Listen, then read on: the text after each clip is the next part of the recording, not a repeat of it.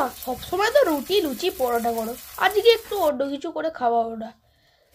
তো দেখো আমার মা এখানে গাজরটাকে ভালো করে গ্রেট করে দিল, তারপরে বাঁধাকপিটাকে ভালো করে গ্রেট করে দিল।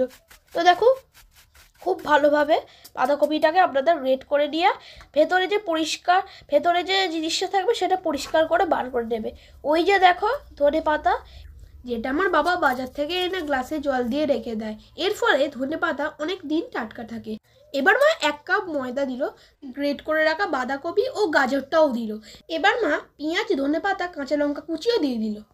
এবার তাতে সামান্য পরিমাণে মরিচ গুঁড়ো, জিরে গুঁড়ো, লঙ্কা গুঁড়ো, হলুদ গুঁড়ো ও সাথে স্বাদ মতো লবণ দিল এবং একটি ডিম ফাটিয়ে দিয়ে দিল। 1 চামচ কর্নফ্লাওয়ারও দিল। অল্প জল দিয়ে একটি ঘন ব্যাটার তৈরি করে নিতে হবে।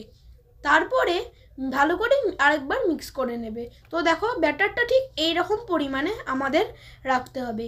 একটা তাওয়া গরম করে তাতে সাদা তেল দিয়ে ভালো করে গরম করে নিতে হবে এবং সেই ব্যাটারটা তাতে দিয়ে ভালো করে নিতে হবে এবং তাকে উল্টে পাল্টে লাল লাল করে ভেজে নিতে হবে। তো দেখো বন্ধুরা কি সুন্দর হয়েছে, তাই আমি এটার নাম দিয়েছি ভেজিটেবিল প্যানকেক।